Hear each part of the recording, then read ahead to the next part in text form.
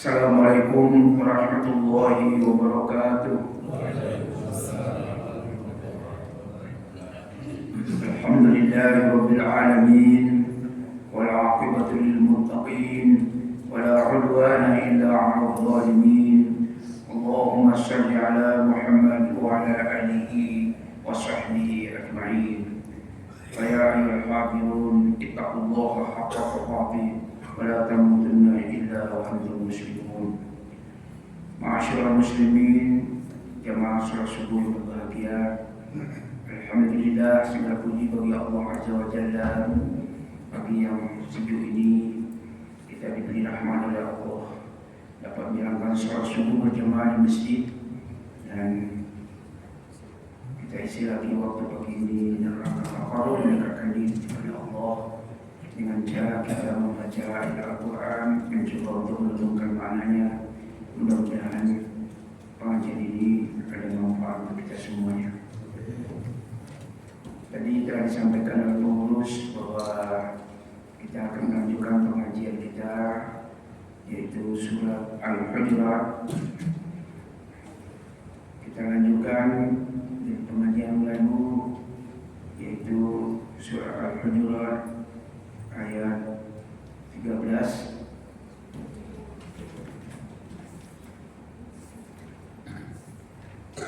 Ditambah dengan ayat 13 sampai dengan ayat 2 ayat saja sampai ayat 14.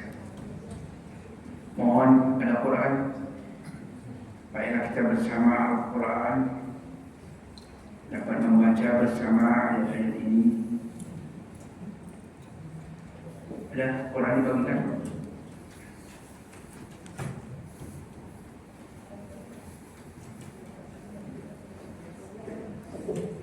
Surat Al-Hujurat, surat yang 49, ayat 13 sampai ayat 14.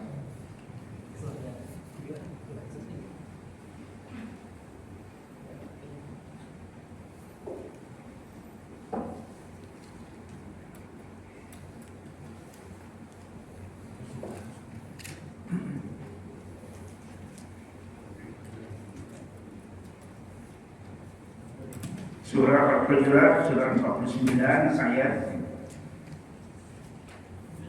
13 dan ayat 14.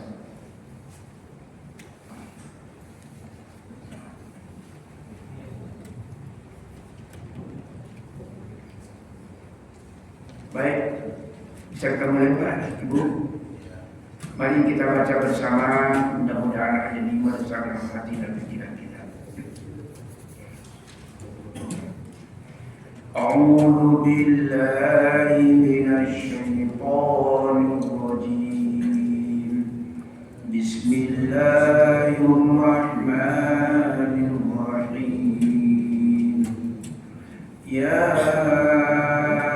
أيها الناس إنا خلقناكم من ذكر وأنثى وجعلناكم شعوبا وقبائل لتعارفوا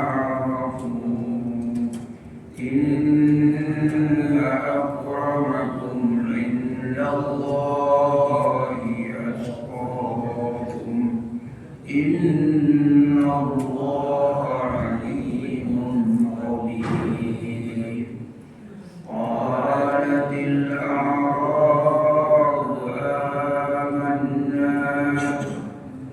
لم تؤمنوا ولكن قولوا أسلمنا ولما يدخل الإيمان في قلوبكم وإن تطيعوا الله ورسوله لا يلدكم من أعمالكم شيئا إن الله غفور رحيم.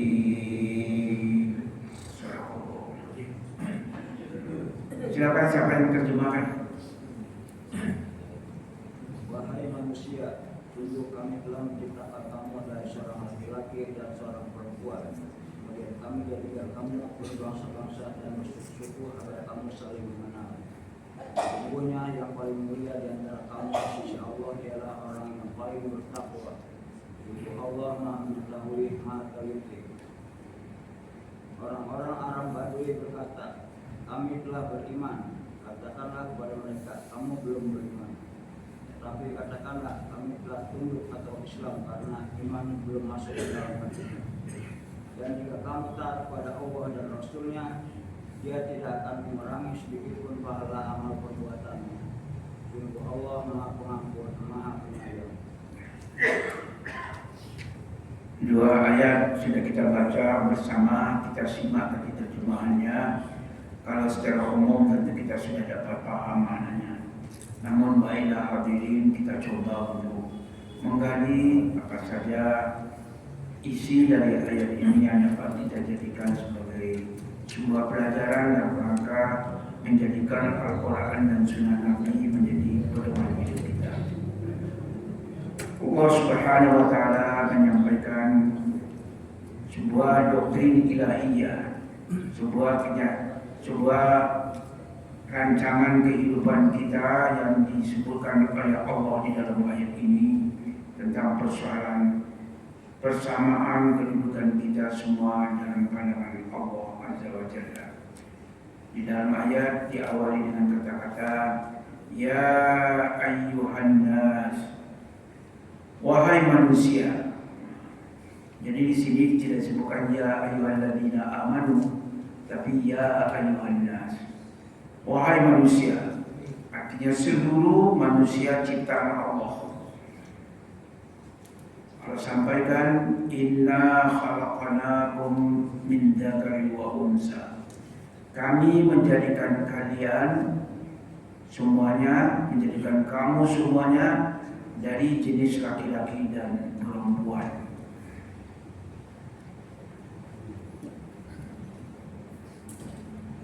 Wa ja'alnakum syu'uban wa qabaila. Kami menjadikan kalian itu syu'uban, sya'bun jamaah sya'bun. Kami menjadikan semua kalian jenis manusia itu dalam garis besarnya kalian itu tergolong ke dalam bangsa-bangsa. Syu'uban, bangsa-bangsa. Kalau bahasa kita mungkin sekarang kalian dijadikan Allah itu berbangsa, bertanah air. Kayak ini kita Indonesia contohnya, Indonesia, Malaysia, Pakistan, India, Jepang, Amerika Serikat, Inggris, Prancis, seluruhnya itu kami jadikan berbangsa-bangsa. Di bawah bangsa itu ada waqabaila. Di bawah bangsa itu ada suku, qabail. Allah jadikan kalian itu bersuku-suku dan berbangsa-bangsa. Lita'arafu, agar kalian ini saling mengenal satu sama lain. Saling mengenal supaya kalian tahu bahwa kalian ini semua berasal dari nenek moyang yang sama, dari Adam dan Hawa. Kita coba dulu terjemahkan.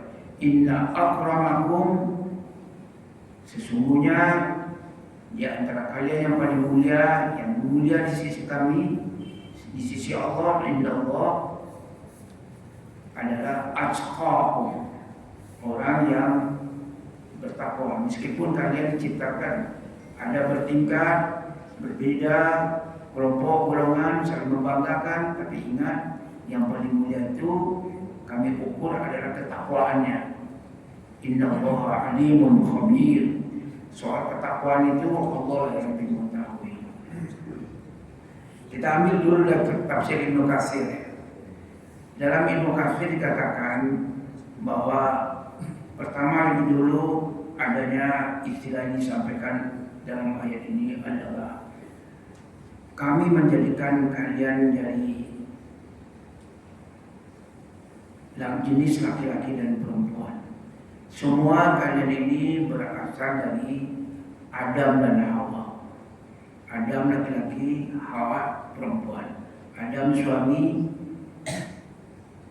Hawa istri. Adam bapa, Hawa ibu.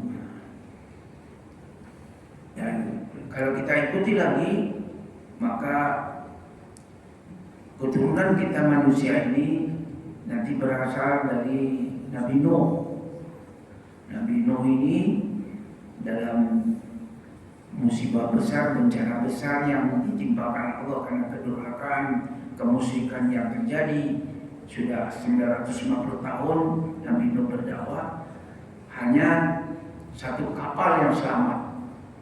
Dalam satu kapal yang selamat itu ada 3 orang anak-anak Nabi Nuh yang kemudian menjadi cikal bakal anak keturunan yang menyebar ke seluruh bumi ini, ke seluruh benua ini, yaitu Sam, Ham, dan Yafis.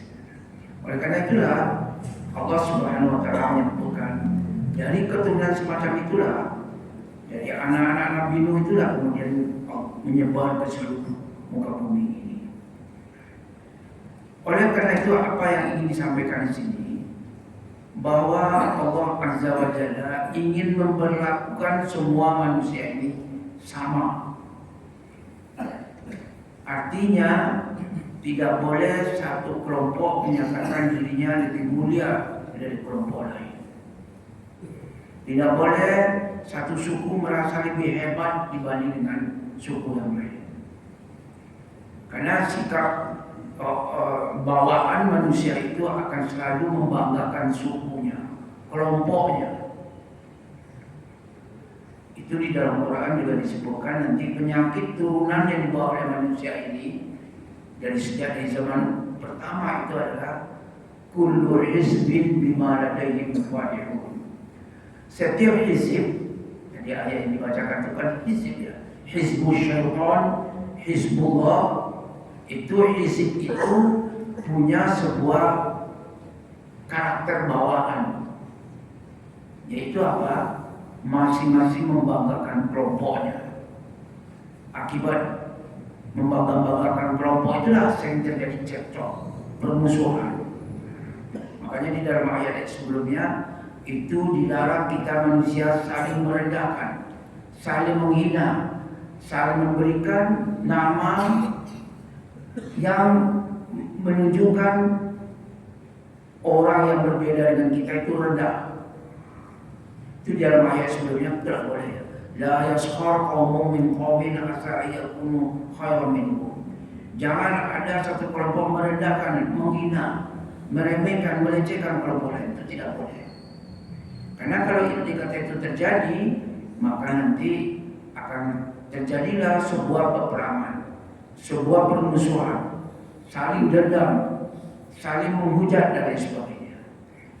Oleh karena itu di dalam ayat ini Allah Subhanahu wa Ta'ala menyebutkan kalian seluruhnya ini kami yang menjadikan, laki-laki dan perempuan, dari suku-suku, dari bangsa-bangsa, supaya kalian ini saling mengenal, lita'arafu. Saling mengenalnya itu apa? Saling mengenal itu bisa nanti membawa kalian itu mempunyai hubungan keluarga, mempunyai hubungan genealogis satu dengan yang lain. Inilah hadirin yang menyebabkan kita manusia diberi bekal oleh Allah. Kalau kita ingin hidup damai, rukun, jangan kita saling menghina, jangan kita saling merendahkan satu sama lain. Mari kita bacakan beberapa hadis yang dikutipkan di dalam soal ayat Al-Hujurat 13 ini. Pertama lebih dahulu hadis Bukhari dari Abu Hurairah. Ditanya orang kepada Rasulullah, su'ila Rasulullah sallallahu alaihi wasallam, ayyun nas akram? Ya Rasulullah, manusia manakah yang mulia di sisi Allah? Nabi jawab, akramuhum indallahi atqahum. Akramuhum indallahi atqahum. Parameter kemuliaan manusia di sisi Allah diukur dari takwanya. sejauh mana dia menjalankan perintah Allah, menjauhi larangannya. Pertanyaan itu disusul oleh sahabat, qalu laisa an hadza nas'alu. Bukan soal itu yang kami tanya ya Rasulullah. Lalu Nabi mengatakan, wa akramun nasi Yusuf Nabiullah. Oh, kalau begitu, kalau yang kalian tanya personal manusia, maka yang mulia itu contohnya adalah Nabi Yusuf. Lalu apa? Ibnu Nabiyillah, anak keturunan dari Nabi-Nabi Allah. Lalu Ibnu Nabiyillah, cucu-cucu dari Nabi Allah. Ibnu Khalilillah, cucu dari anak cucu dari keluarga Nabi Ibrahim. Ya kan? Masih orang tanya lagi, qalu laisa an hadza nas'aluka. Bukan soal itu lagi yang kami tanya ya Rasulullah. Maka Nabi lanjutkan, kalau tidak itu fa'an ma'adinil Arab tas'aluni. Kalau soal itu kalian tanyakan lagi, maka Nabi menjawab, ma'adinil Arab tas'aluni. Oh, kalau begitu kalian nanya tentang soal Arab ya? Ini kan dari tim semua Nabi.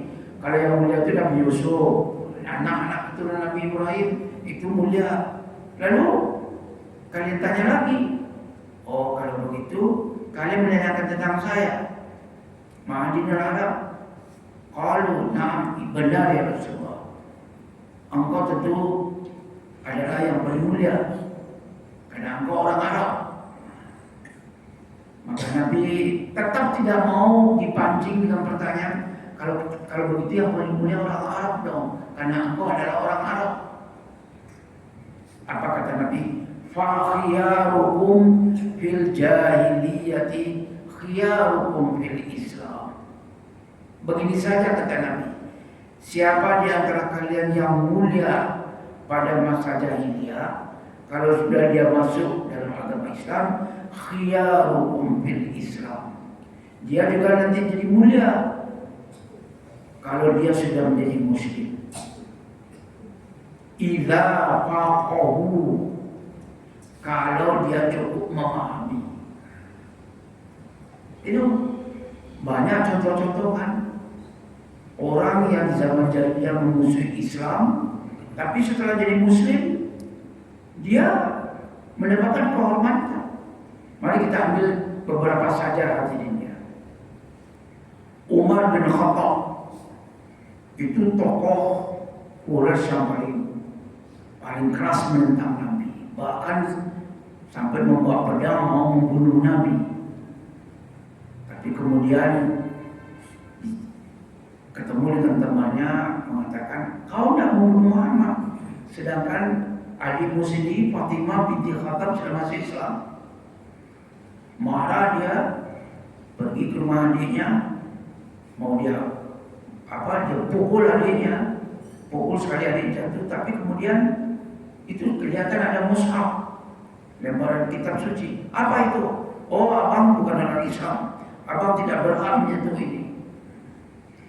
Dan diambilnya sendiri, dibacanya, Toha ma anzalna alaikal Qur'ana litashqa. Langsung badannya menggigil, berdebar hatinya.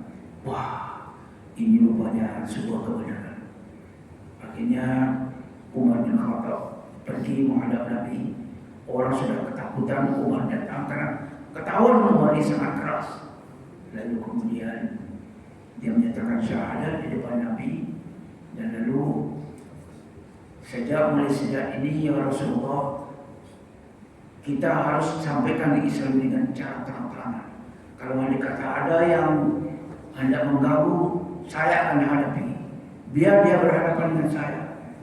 Apakah Abu Jahal dan sebagainya. Nah lalu apa? Umar bin Khattab yang mulia di zaman jahiliyah, lalu mulia juga di zaman Islam.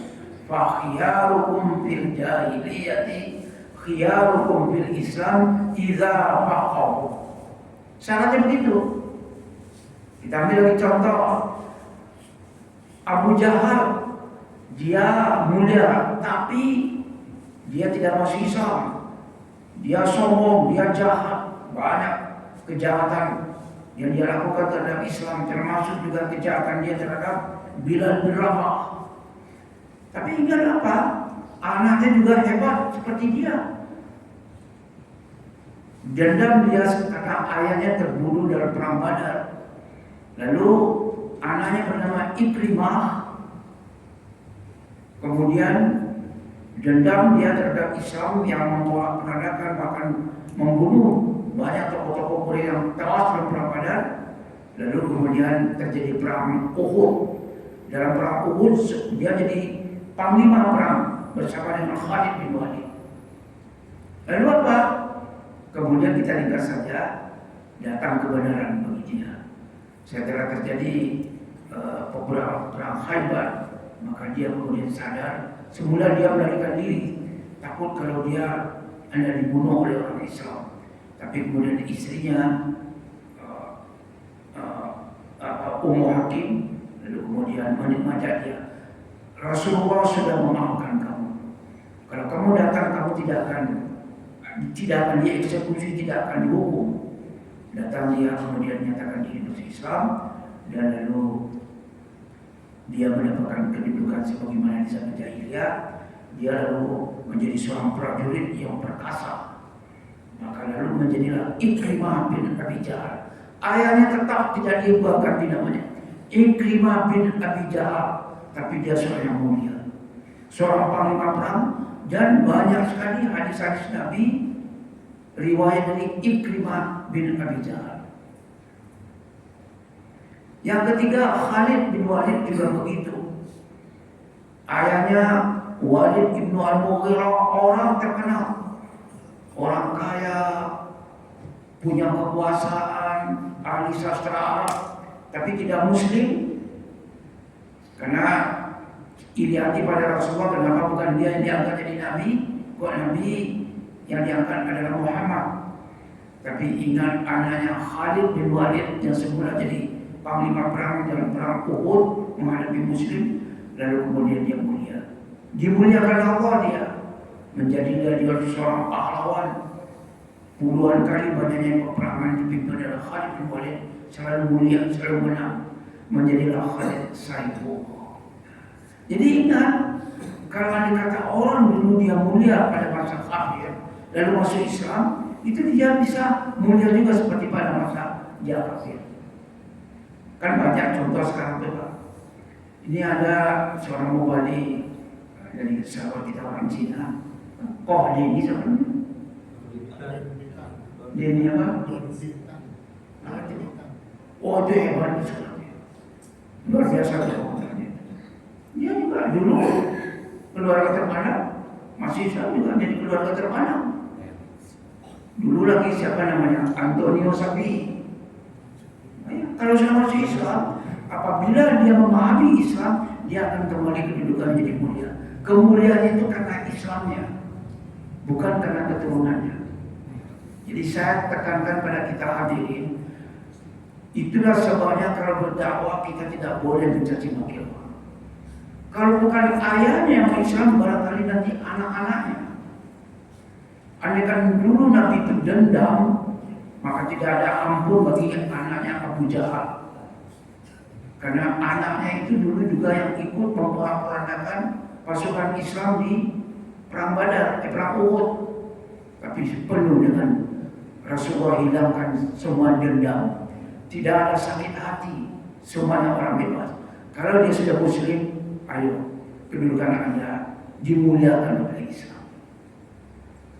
Amr bin As juga begitu, seorang diplomat ulung, tapi setelah Islam yang dulunya dia caci maki Islam, Nabi Muhammad, kaum muslimin, menjadi Islam dia lalu mendapatkan kedudukan Allah. Jadi jangan lagi orang caci maki, ayahmu itu syirik, tidak boleh. Ayahnya yang syirik, ayahnya yang kafir, tapi anaknya Muslim. Itu sebabnya Pak, Maaf saya katakan dalam konteks kita di Indonesia, kita itu dia anak keturunan orang PKI, tidak boleh. Lalu kalau bapaknya PKI, dia muslim yang baik bagaimana? Apa tidak boleh dia bersama kita? Banyak juga Pak, orang-orang yang terkena stigma ayahnya PKI, lalu anaknya setelah bersama kita menjadi muslim yang baik, apakah nama ayahnya masih kita sebut-sebut? Tidak boleh. Dalam Islam tidak boleh. Ada larangan. Kenapa? Di dalam hadis Nabi yang kedua, Imam Muslim meriwayatkan, orang manusia itu tidak boleh lagi pandang kalau ayahnya jahat lalu kita anggap jahat, tidak boleh. Kalau dia sudah baik bersama kita, ya segala masalah lalu dikubur. Inna Allah la yanzuru ila suwarikum wa amwalikum. Allah sesungguhnya tidak memandang kalian dari rupa kalian yang ganteng, yang cantik rupawan, tidak. Allah tidak memandang kalian dari segi harta benda kalian, kekayaan kalian, tidak. Walakin yanzuru ila qulubikum wa a'malikum. Allah memandang, menilai, mengevaluasi kalian dari segi hati kalian, apakah benar-benar kalian beriman atau munafik. Nah itu. Wa a'malikum, mana bukti amal kalian dalam hidup sehari-hari. Jadi itu sebabnya di dalam Islam membangga-banggakan keturunan itu hanya tidak sejalan dengan agama Islam. Tapi kita kewajiban kalau ayah kita orang baik-baik, orang terpandang, usahakanlah kita menjaga nama baik ayah kita. Jangan sampai di tangan kita nama ayah kita tercemar. Walaupun mencemarkan seseorang yang sudah meninggal, itu di dalam Islam tidak dibolehkan. Hadirin, Nabi bersabda lagi, Inna Nabiyya sallallahu alaihi wasallam, kata Abu Dzar Al-Ghifari, Nabi sallallahu alaihi wasallam bersabda. Apa kata Nabi mengatakan?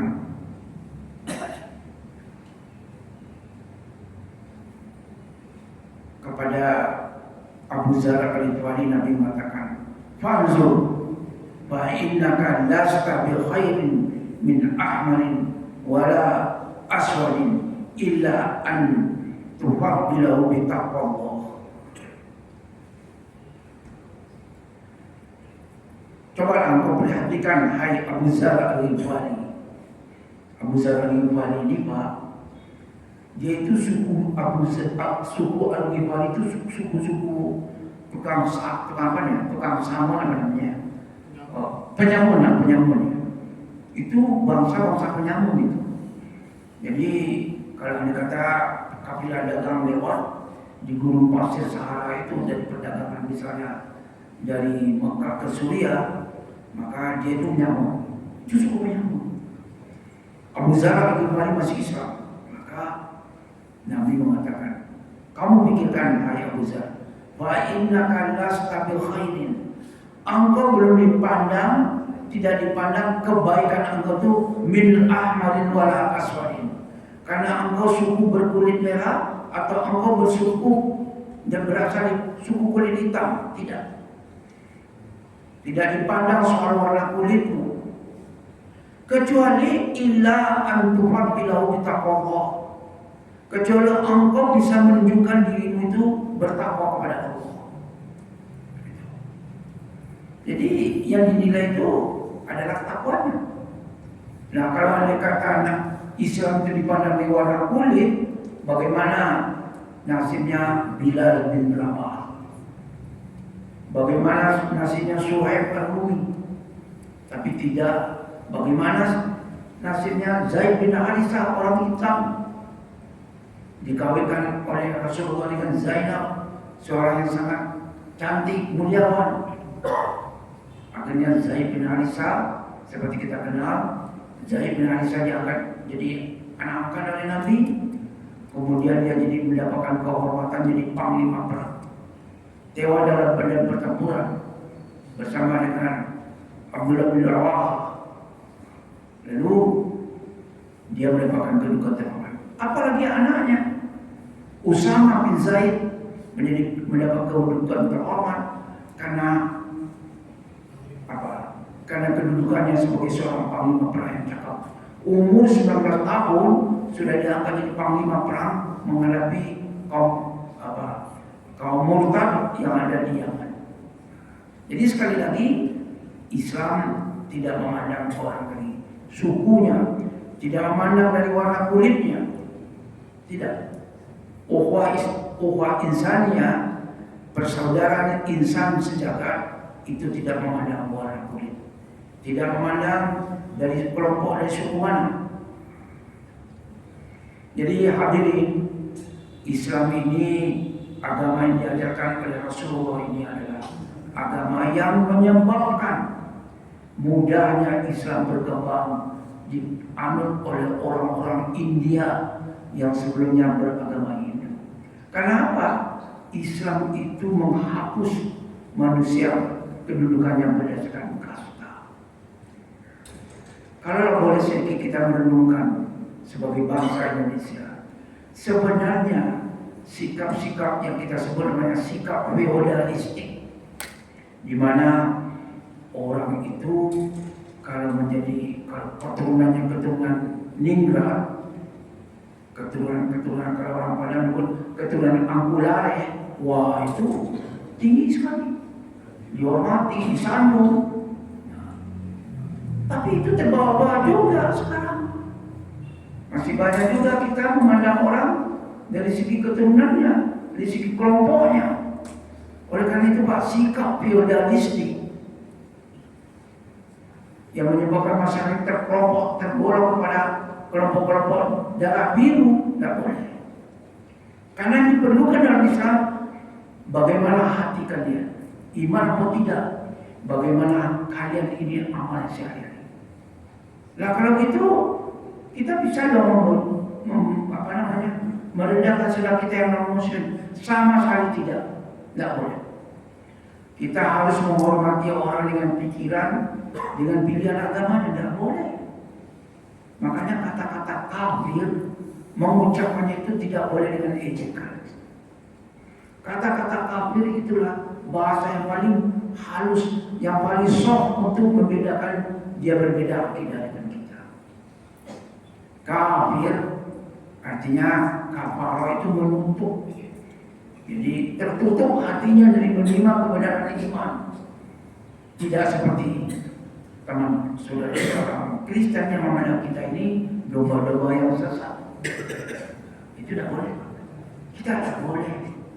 Tidak boleh memandang saudara kita orang Kristen itu hina. Kita hanya bicara mengenai masalah akidahnya. Tidak boleh kita memandang hina orang. Ini kalau kita memandang hina orang tidak seagama dengan kita bertentangan dengan soal ini. Jadi oleh karena itulah di dalam tafsir ini saya bacakan satu alinea dari tafsir Al-Munir ya, tafsir Wahbah ini. Wal makna, apa makna dari ya ayyuhan nas inna khalaqnakum min dzakarin wa unsa? Apa artinya ini? Wahai manusia, ayyuhal bashar, hai manusia, inna khalaqnakum jami'an min aslin wahid. Sesungguhnya kami menciptakan kalian, menjadikan kalian dari asal yang sama, asal yang satu, min nafsin wahidah, dari diri yang satu, dari aslin wahidin, dari Adam, nafsin wahidah dari Hawa, min Adam wa Hawa, dari Adam dan Hawa. Fa antum mutasawuna, kalian kedudukannya sama. La li'anna nisbakum wahid, nisbah keturunan kalian sama. Wa yajma'ukum abu wahid, ya, semuanya kalian dikumpulkan jadi bapak yang sama, bapak yang satu, ibu yang sama, yang satu. Wala mau bi'al-tafakhur bil ansab. Tidak ada tempat alasan bagi orang berbangga-bangga karena persoalan nasab, persoalan keturunan. Coba bayangkan sekarang Pak, karena kurangnya kita memahami muslim tanah air, memahami masalah Al-Hujurat ayat 13, terjadilah betapa ributnya kita bangsa Indonesia masalah nasab, masalah habaib. Bertitik tolak merasa diri anak keturunan Nabi. Yang lain karena dalam faktanya anak keturunan Nabi lalu membanggakan diri berbeda dengan kelompok lain, akhirnya terjadi kecemburuan sosial, keresahan sosial. Lalu kemudian persoalan nasab dipersoalkan, diteliti. Oh enggak, batil itu, Balawi itu batil, macam-macam ya. Coba kenapa tidak dibaca ayat ini? Apakah merasa keturunan Nabi atau bukan keturunan Nabi? Kenapa tidak dibaca ayat ini? Kenapa pula nanti mereka yang merasa dirinya keturunan Nabi lalu dihina, dicaci maki? Tidak boleh. Kita tidak boleh mencaci maki keturunan itu. Jadi ini memang ayat ini sangat penting untuk kita pikirkan hadirin. Walikullin sawa, semuanya kita sama. Kullu sawa'un sama, wala yasiru an yasqura ba'dukum min ba'din. Tidak boleh, tidak sah sekelompok merendahkan kelompok lain. Tidak boleh. Tidak boleh sekelompok mencela kelompok lain, tidak. Wa antum ikhwatun bin nasab. Kita harus merasakan manusia sejagat ini berukhuwah dalam soal nasab. Itu yang disebut namanya ukhuwatul insaniyah. Makanya Islam, kita berdakwah mengajak orang memeluk Islam, tidak boleh dengan dasar kita tuh penghinaan pada mereka yang tidak muslim. Ini kalau seandainya ayat ini menjadi tolak ukur bagi semua umat beragama, tidak akan terjadi menyerang, saling menghina, tidak. Saudara-saudara kita juga adalah makhluk Allah, ciptaan Allah. Tapi kalau soal keyakinan, enggak. Soal keyakinan kita merasa agama Islam yang diajarkan Rasulullah adalah satu-satunya agama yang diterima Allah. Soal akidah kita berbeda, tapi kami punya kebanggaan substantif, kebanggaan apa yang kita sebut namanya kebanggaan agama Islam dan agama yang benar di sisi Allah. Itu tidak dengan cara menghina orang, tidak boleh. Kalau mempersoalkan benarkah agama Kristen tidak, mari kita bahas bersama dengan cara yang sopan. Jadi Paulia ini tadi termasuk orang yang bisa menjelaskannya. Juga Ustaz Hidayat dan sebagainya. Jelaskan saja perbedaannya. Soalnya orang kemudian mau menjadi Islam atau tidak, itu bukan urusan para dai, itu urusan Allah. Allah yang beri hidayah, Allah yang tampilkan dia untuk menjadi Islam atau tidak. Jadi manusia ini hanya dibedakan oleh Allah soal ketakwaannya. Tentu saja soal dia Islam atau bukan, Allah yang menentukanlah bahwa dia Islam, dia takwa, mendapatkan kemuliaan di sisi Allah. Ini banyak sekali hadis-hadis Nabi yang menyebut masalah itu. Kullukum banu Adam, wa Adam khuliqa min turab. Kalian semua, dalam hadis riwayat Al-Bazzar, Rasulullah katakan, kalian semua adalah anak keturunan Adam. Boleh dong kita ini juga anak keturunan Nabi loh. Anak keturunan Nabi Adam, anak keturunan Nabi Nuh. Entah siapa ayah kita, Sam, Ham, Yafis. Kita anak keturunan Nabi. Itu dah Nabi mengatakan itu. Semua kalian ikut keturunan Nabi. Adam diciptakan dari tanah. Walayan tayanna qaumun yamkharuna bi abaihim. Hendaklah berhenti satu kelompok membanggakan dirinya karena persoalan keturunan ayahnya orang-orang yang terhormat. Berhentilah itu membangga-banggakan orang tua. Aula yakunanna ahwana 'ala Allah Ta'ala minal ju'lan. Berhentilah kalian merasakan diri kalian karena kalian merasa terhina di sisi Allah, karena kalian merasa dari kelompok apa ya, ju'lan. Saya nggak tahu nih, mungkin harus lihat dulu kamu hadis apa makna ju'lan. Pokoknya orang-orang yang dianggap terhina oleh masyarakat, jangan merasa terhina. Ya. Jangan merasa kita, ayah saya dulu ya, ayah saya Buddha, ayah saya anak petani, tukang beca. Tidak, tidak ada. Dalam Islam tidak ada yang seperti itu. Kemarin kawan cerita betapa bangganya dia, saya ini anak keturunan seorang petani, tapi saya sukses. Alhamdulillah, walaupun ayah saya petani, tapi saya sukses. Tapi jangan pula nanti setelah dia sukses lalu dia menghina orang lain, tak boleh. Nah, gitu. Jadi inilah hadirin hadis-hadis Nabi yang memberikan kepada kita betapa pentingnya ayat surat Al-Hujurat 13 ini kita pahami dengan sebaik-baiknya. Oleh karena itulah ujung dari ayat 13 mengatakan Innallaha alimun khabir. Allah Maha mengetahui. Allah Maha mengetahui, khabir wal info. Tahu sampai sedetil-detilnya siapa di antara kalian ini yang di dalam jiwanya itu masih ada sifat suka menghina, merendahkan orang lain. Allah Maha mengetahui siapa di antara kalian yang benar-benar menghormati orang, yang benar-benar menjalankan prinsip ketakwaan dalam hidup ini. Tidak usah kalian merasa suci, merasa hebat, karena soal ketakwaan itu ada di dalam hati. Allah sendiri yang tahu siapa sebenarnya yang mulia, siapa yang tidak. Karena ketakwaan.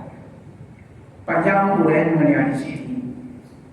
Marilah kita sekali lagi sebutkan hadis dalam soal ini dari Malik al-Asy'ari. Rasulullah mengatakan, Innallaha la yanzuru ila ahsabikum wala ila ansabikum wala ila ajsamikum wala ila amwalikum walakin yanzuru ila qulubikum wa man kana lahu qalbun salihun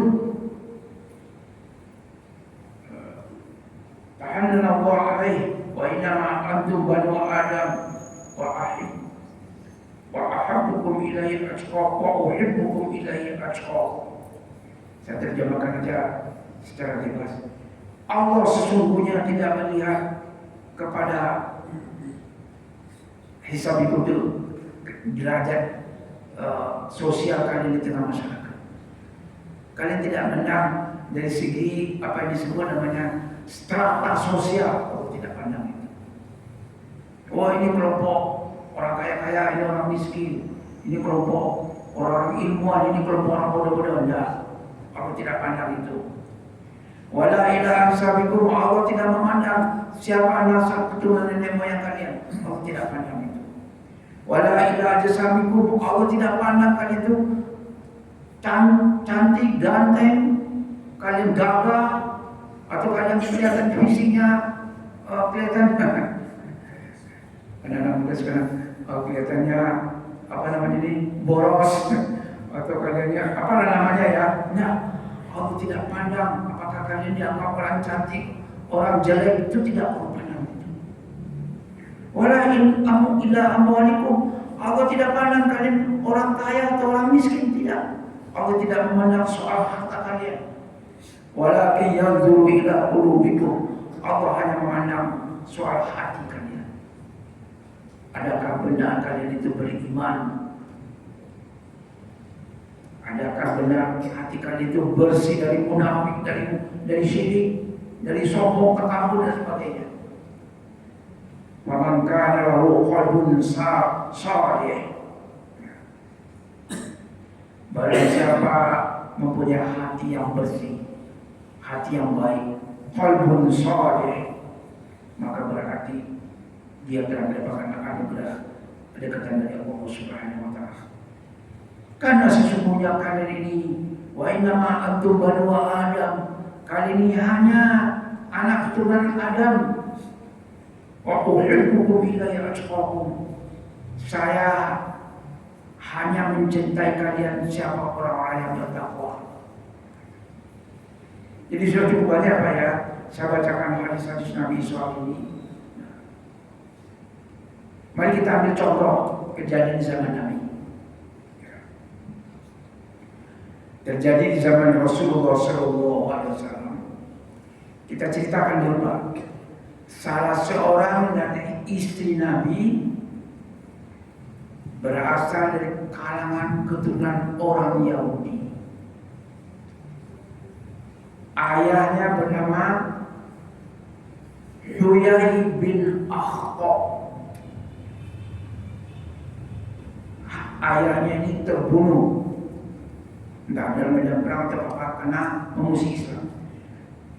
Anaknya bernama Sofia itu dikawini oleh Rasulullah.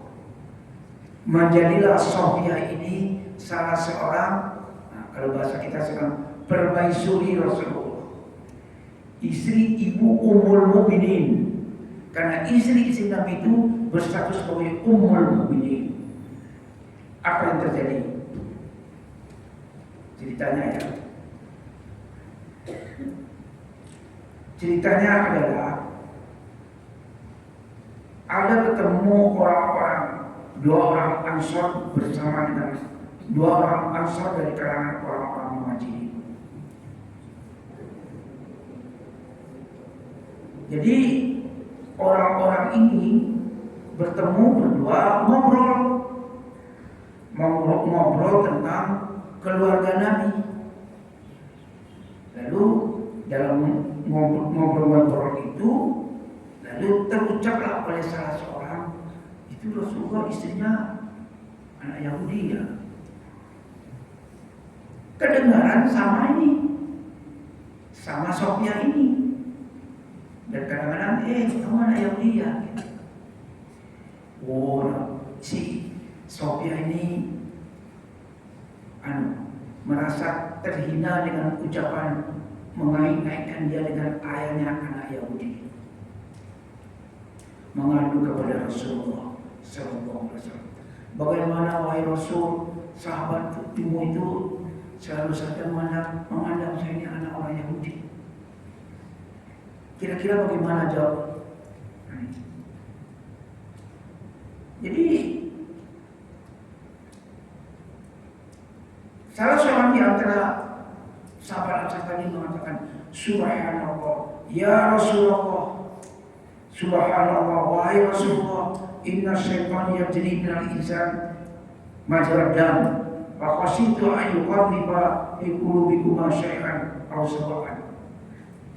Jadi di dalam ini, wahai Rasulullah, kata salah seorang, inna Sofiyatun dia ibn Akhtab tadi, karena dihina itu, maka wahai Rasulullah, inna syaitan yajri, sesungguhnya syaitan itu berjalan dalam darah manusia. Saya khawatir kalau ada kata akan ditimpakan kepada salah seorang yang mereka hukuman kasar atau hukuman berat karena telah menghina istri Rasulullah SAW. Jadi artinya apa?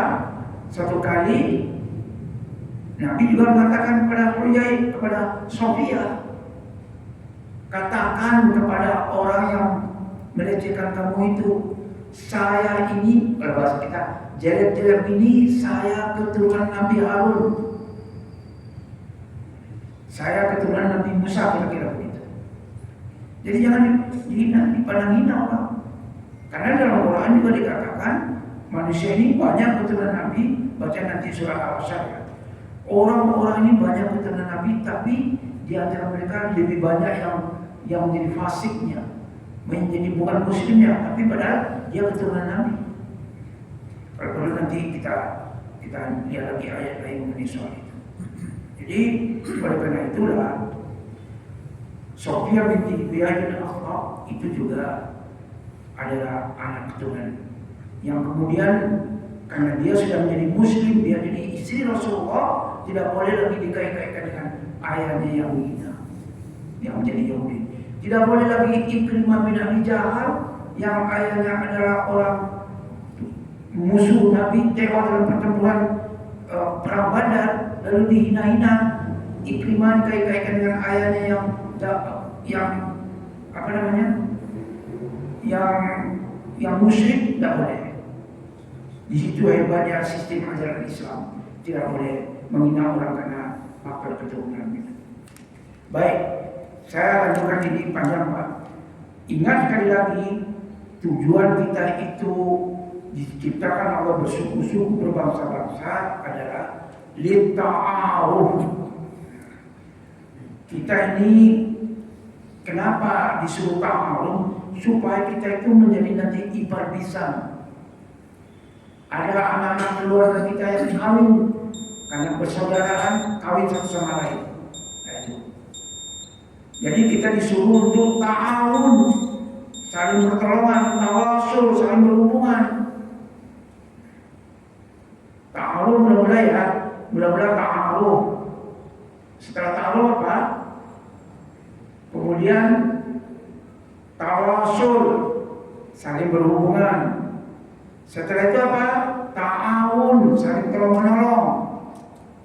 Syukur-syukur nanti puncaknya takaful, tabomun, saling ta'awun, tabomun, saling menjamin. Itulah hebatnya itu Masjid Joko kalian. Ustaz Yazid yang sudah meninggal dunia. Kalau sudah jadi jamaah masjid mengadu kepada pengurus, saya tidak ada modal. Kamu berapa modal? Nih, udahlah kasih aja tuh dana masjid, kasih tuh. Dia dana masjid cuma ada, tentunya dia berapa? Dia mau mengeluarkan apa? Mau bayar biaya berobat di rumah sakit 48 juta, uang cuma ada 48 juta. Padahal dia harus keluar dari rumah sakit, bayar sekian. Karena bayar dia utang, udah bayar aja lah. Loh, uang kita cuma Pak Ustaz tinggal lagi, bayar aja lah semua. Yang penting sudah kita selamatkan. Ketahuan oleh jamaah masjid yang lain, dana masjid kosong karena membantu seorang pasien, seorang jamaah masjid yang dipasien. Akhirnya hari itu juga ada yang menyumbang 50 juta, ada yang menyumbang berapa. Hari itu juga terkumpul kembali uangnya. Masjid mendapatkan bantuan dan jemaah 150 juta. Itu hebat betul itu. Itu Masjid Joko Karyan itu telah menjalankan makna ta'awun untuk tingkat paling tinggi. Kalau kita perlu apa-apa, ta'awunnya kita ini ya udah kenal nama, kadang-kadang nama pun kita tidak kenal. Padahal sudah sekian lama menjadi jemaah masjid. Disitulah kita kurang ta'awunnya. Apalagi mengenal rumah tangga masing-masing, masih jauh kita itu. Padahal kita nanti setelah ta'awun, tawasul dengan syariat, bukan tawasul, saling terhubung kita satu sama lain. Mulai ada jejaring sosial, jejaring ekonomi misalnya. Kenapa? Setelah itu nanti ta'awun, kita saling tolong-menolong. Ada yang meninggal kita takziah, ada yang sakit kita kunjungi. Masih jauh Pak kalau kita ingin menjalankan ayat hujuran soal ta'awun. Kemudian baru kita nanti setelah ta'awun kita itu tabung, takaful seperti jemaah masjid yang Joko Karyan itu. Nah inilah seluruhnya tingkat-tingkat keimanan kita yang disebut tadi ketakwaan tadi itu. Mudah-mudahan adalah semangat yang kita tanamkan. Jangan kalian tanamur, tidak mengenal cuek, anggap orang rendah, kalian tidak mau tegur sapa dengan dia. Jangan kalian takabur, sedikit ada kesalahan kalian lalu putus silaturahim, tidak boleh. Jangan mu'adah, saling bermusuhan, tidak boleh. Jangan saling mencela, mencaci maki. Jangan gunakan media sosial untuk mencaci orang yang tidak sama dengan kita. Itu tidak boleh. Inilah hadirin maknanya.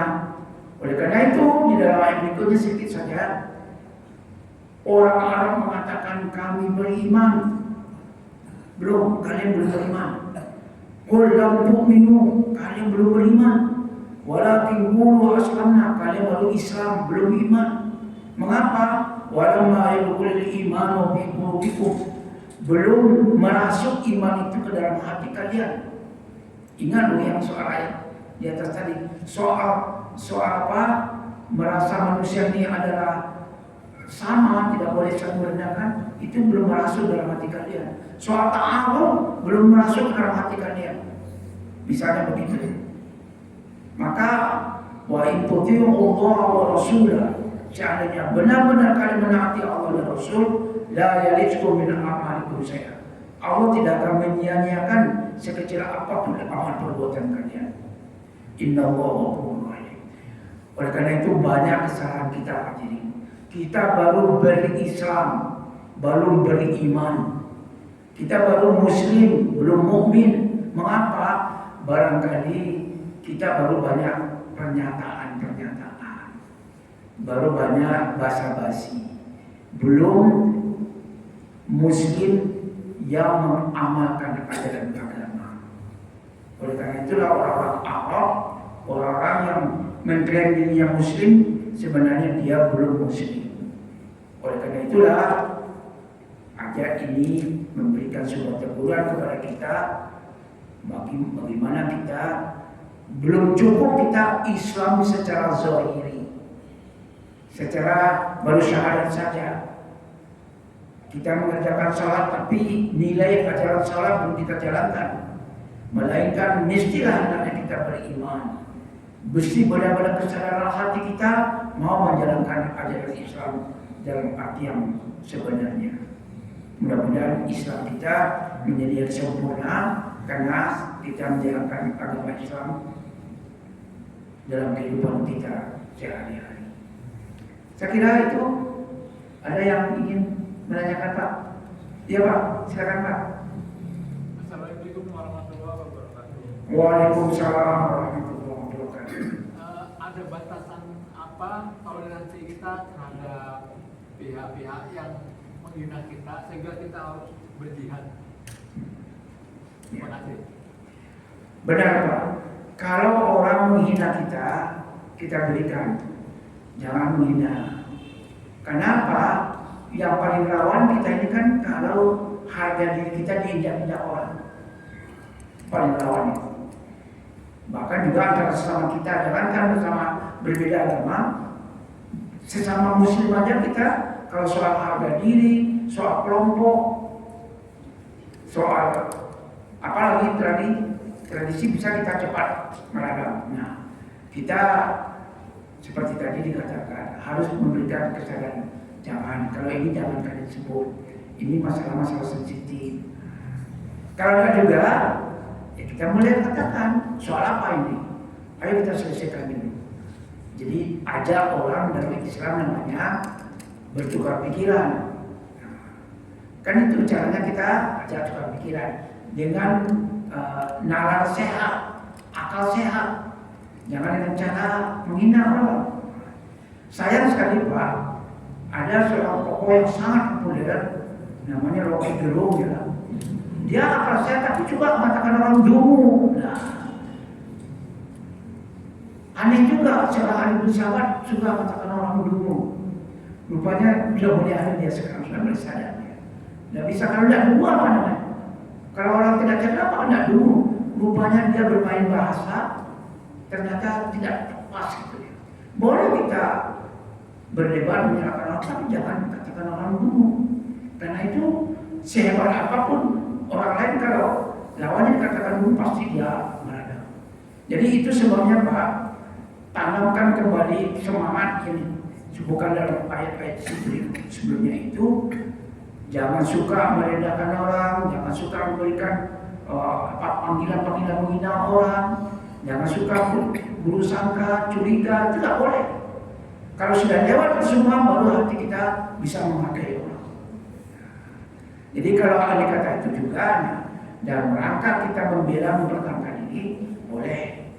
Kalau sudah sampai pada puncaknya boleh kita juga membalas. Tapi tetap kita menjaga kesopanan. Tandanya kita beradab, peradaban kita tinggi berdasarkan surat Al-Hujurat, maka kita boleh mempertahankan diri kita terhadap hinaan orang lain.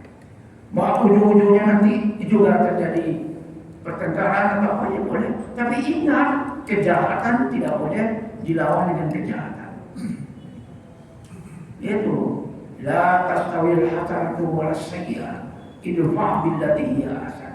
Tidak sama yang baik dengan yang buruk. Justru tugas kita adalah mengubah yang buruk menjadi baik. Jadi kata